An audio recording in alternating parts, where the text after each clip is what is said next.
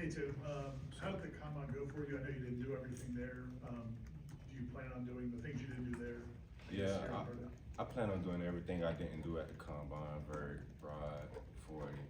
So just being at the combine, honestly, it was just a great experience. That was something I always dreamed about since I was a little kid. So I thought it was fake when I seen the stadium. So when it was one night, I just stood out there and I just looked at it for a little minute, but it was a great experience.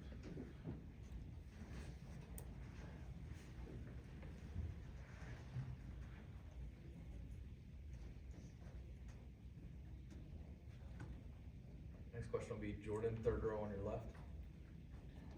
Tatum, can you just talk to us about your training the last 3 months and what specifically you're trying to work on and improve upon to show up on Friday? The training, we work on a lot of specific stuff. It's been a lot of long days, but that's part of the grind. That's something I liked about it. But specifically, 40 is a big deal for almost everybody, and that's what have my main focus on, and then also doing position drills. Next will be Chris, front row on your left.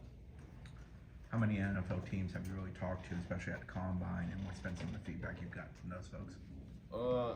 I talked to a couple. I really can't remember the exact number. I'm not gonna lie to you, but they all had the same feedback about my leadership and my style of play.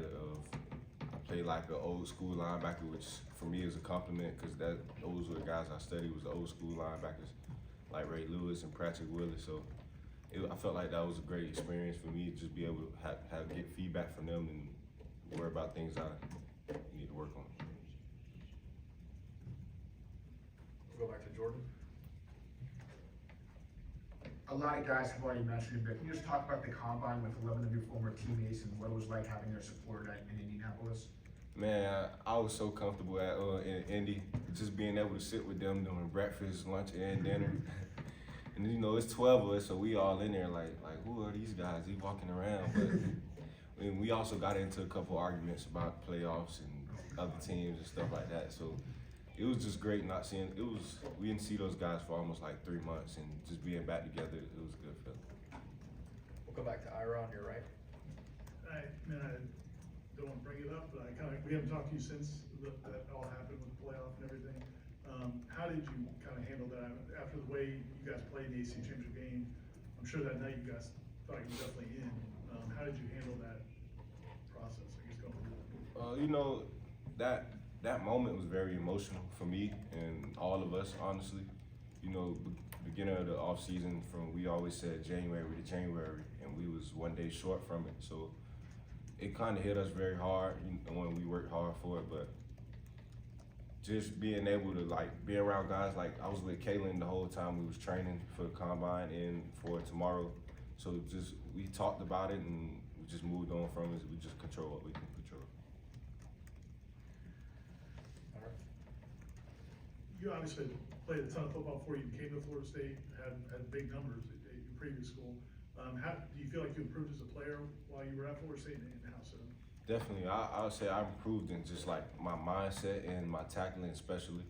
I focused on the little things, just being able to cover it also. Like, I didn't reach the numbers I did when I was at UCF, but I felt like I'm a way better player than I was when I was at UCF, just off my leadership skills and being able to read out plays and watching film, just small things that I wasn't able to do when I was at UCF that I do very well here. So I feel like I got very better. I wanted to ask you about the younger linebackers. You and Kaylin obviously played so much, and DJ's kind of taken over as the old head in the room.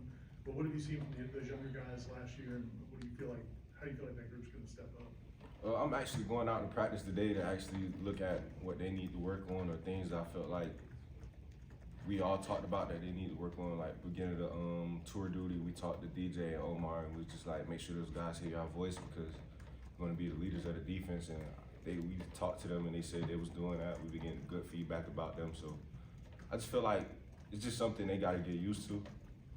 Like everybody got to go through that, especially when you come in from a young stage, not getting as many snaps to almost getting every snap of the game. So especially Omar and DJ. DJ just gonna have to step up and do what he always been doing. He's just leader now, so I trust him.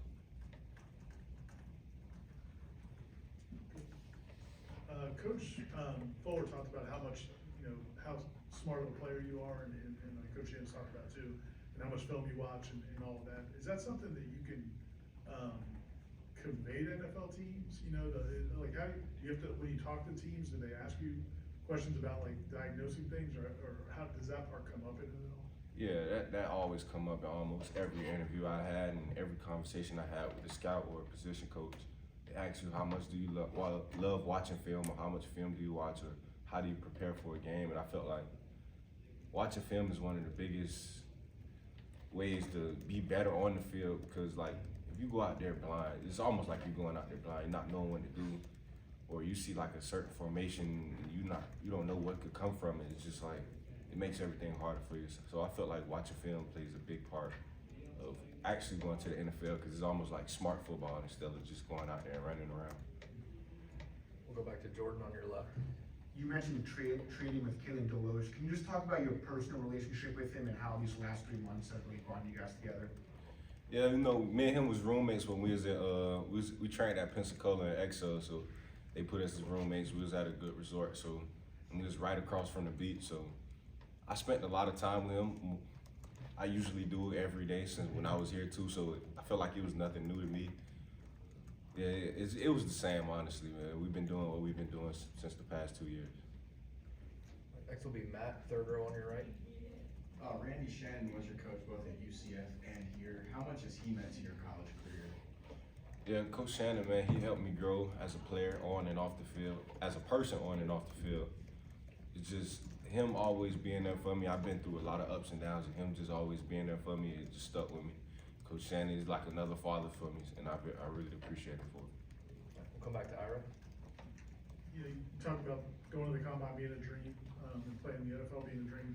So what was it like when you were walking around and seeing some of these people you've seen on TV, these coaches that you've been watching for a long time? Can you remember what it was like when you were a kid watching them on TV, and what was that like? Yeah, like I said, it was just like, it didn't feel real at all. Especially me seeing Mike Tomlin. Like, I never saw him before. I always seen him on TV, and I was just in shock, honestly. I wasn't fanboying or anything like that, but I was just like, yeah, I'm really here. Like, we doing it. So I was excited.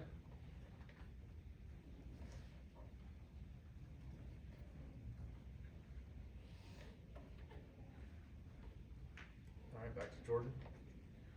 Following up on that, how did you kind of control your nerves to go out and perform? Did it kind of feel like a game? What was your mental routine, as you started your combine drills? Before I went out there, I was the first person to start the drills also. So I told myself I've been doing this since I was 5 years old. It's nothing new. I've been doing the same drops, the same movements, same footwork. So I just go out there and be me, and then that's exactly what I did. It was a good experience.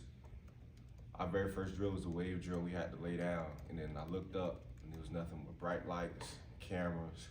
You get the big screen. That's what they showing on live TV. So it's definitely a moment that you're gonna remember forever. So. Anything else? All right,